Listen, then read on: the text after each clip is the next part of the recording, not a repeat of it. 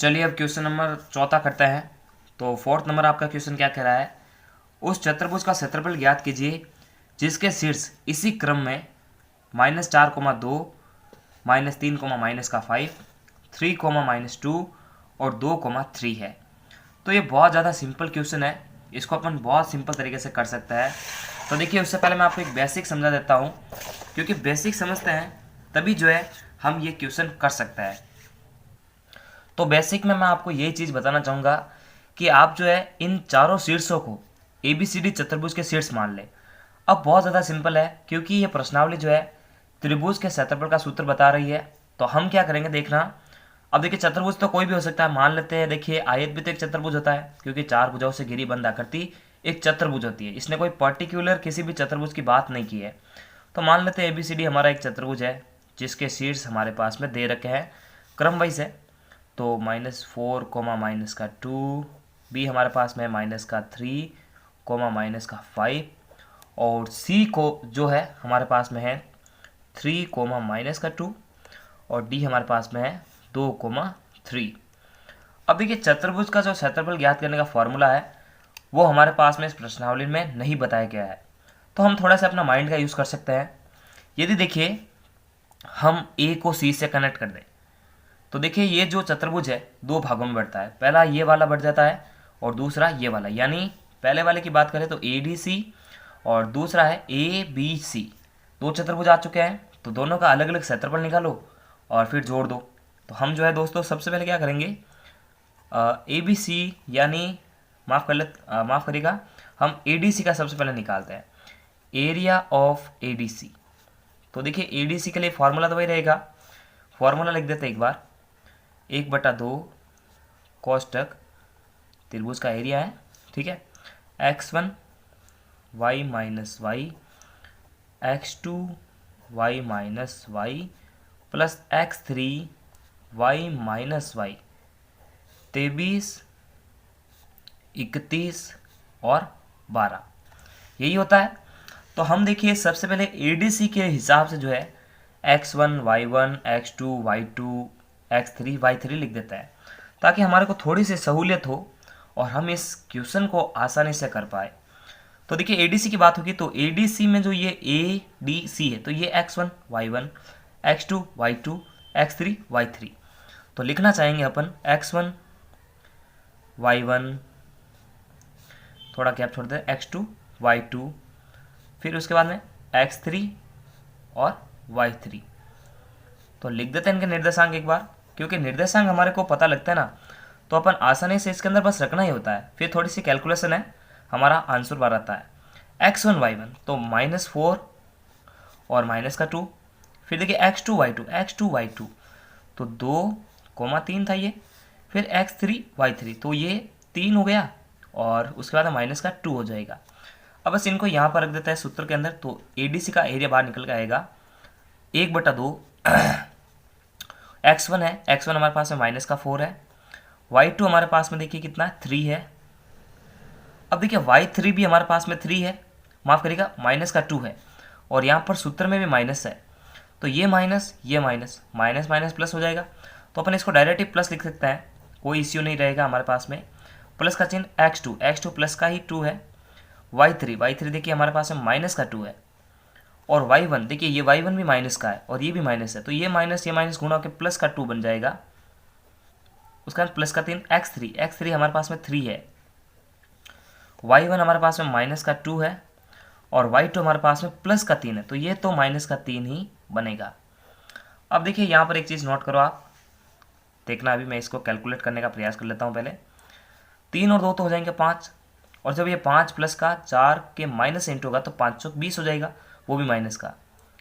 अब देखिए ये वाली वैल्यू जो है पूरी जीरो, क्योंकि देखिए प्लस माइनस कटेगा तो जीरो आएगा, और जीरो इसे इंटू के बनेगा 0, तो इसको लिखने की आवश्यकता नहीं होनी चाहिए वैसे, लेकिन पीछे वाली वैल्यू सॉल्व करते हैं। -2 -3 बनेगा -5, ये -5 प्लस के 3 से इंटू होगा तो 5 से 15 यानी -15 बन जाएगा। तो अब इसको सॉल्व करते हैं, 1/2 कोष्टक माइनस माइनस प्लस, तो 20 और 25 हमारे पास में रहेगा 35। अब देखिए माइनस का होगा तो इसको अपन इंटू करेंगे तो -35/2। अब एक बात हमेशा ध्यान रखो आप, कभी भी इस चैप्टर के अंदर क्षेत्रफल निकलेगा तो उसे आपको नेगेटिव से पॉजिटिव में बदलना है, यानी क्षेत्रफल हमेशा एक धनात्मक इकाई होती है।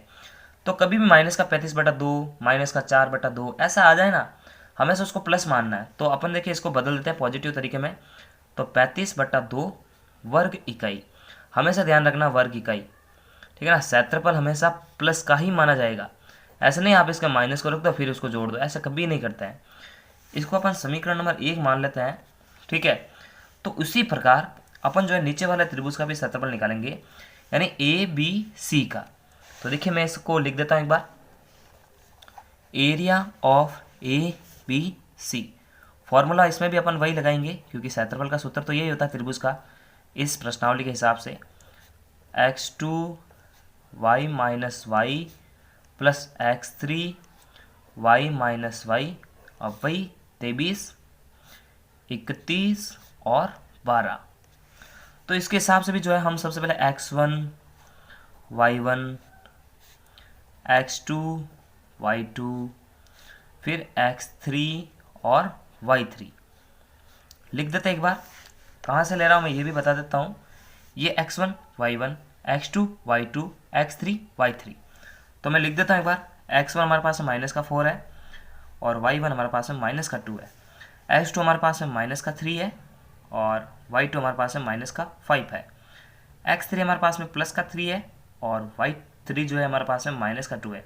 यहाँ से लिया मैंने, ठीक है ना, ध्यान रख लेना। तो मैंने नीचे की तरफ लिखा है, अब इसको सूत्र में अप्लाई करेंगे और area of A B C का मान निकालेंगे। तो 1/2 x1, x1 देखिए माइनस का 4 है, कोष्टक y2 देखिए माइनस का 5 है, y3 ये भी माइनस का 2 है। तो ये देखो ये भी माइनस, ये भी माइनस, माइनस माइनस से इंटू होके बन जाएगा प्लस का 2, ठीक है ना। तो देखिए प्लस माइनस का गलती कभी नहीं होना चाहिए ना, तब तो कैलकुलेशन हमारी 100% गलती होगी। उसका देखिए प्लस का x2 कितना है, ये देखिए माइनस का 2 है, सॉरी माइनस का 3 है। जब ये माइनस का 3 यहाँ पर रखेंगे तो ये पूरी वैल्यू माइनस की 3 हो जाएगी। y3 देखिए हमारे पास में माइनस का 2 है। y1, अब देखिए माइनस का y1 है और ये भी माइनस है, तो माइनस माइनस हो जाएगा प्लस का 2, ठीक है।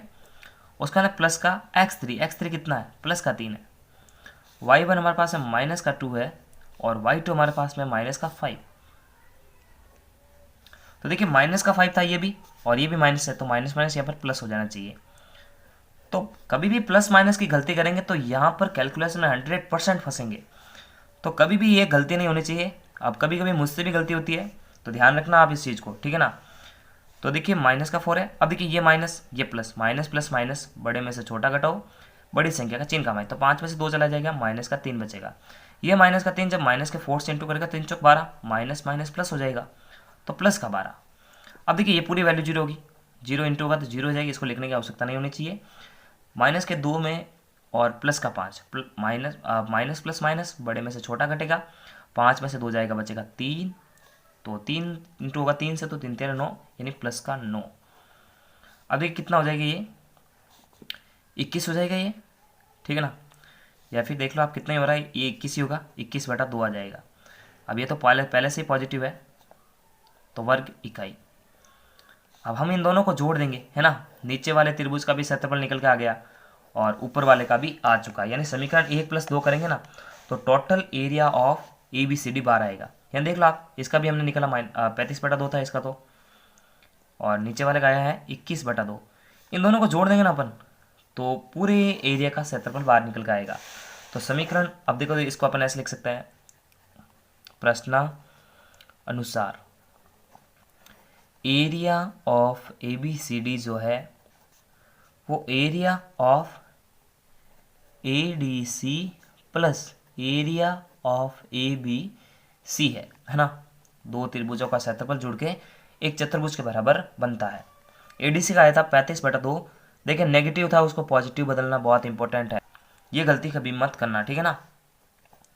प्लस 21/2, ऐसे नहीं आप इसको नेगेटिव मान लो, फिर तो समस्या होगी 100%। हर बराबर हो यानी हर समान हो तो अंशों को नॉर्मल तरीके से जोड़ या बाकी करते हैं। 1 और 5 हो जाएगा 6, 3 और 2 हो जाएगा 52, बट्टे के अंदर आ जाएगा 2, तो 28 आ जाएगा। सिंपल सी बात है, 28 वर्ग इकाई। तो 28 वर्ग इकाई जो है इस पूरे चतुर्भुज का क्षेत्रफल 12 आ जाएगा। तो नमस्कार, थैंक्स फॉर वॉचिंग, और प्लीज़ मेक ए सपोर्ट। पूरे चैप्टर की प्लेलिस्ट की लिंक आपको वीडियो के डिस्क्रिप्शन बॉक्स में मिलेगी, वहाँ जाकर बैक टू बैक सारे वीडियोस देख सकते हो। तब तक के लिए लाइक, सब्सक्राइब और शेयर करें। नमस्कार, थैंक्स फॉर वॉचिंग।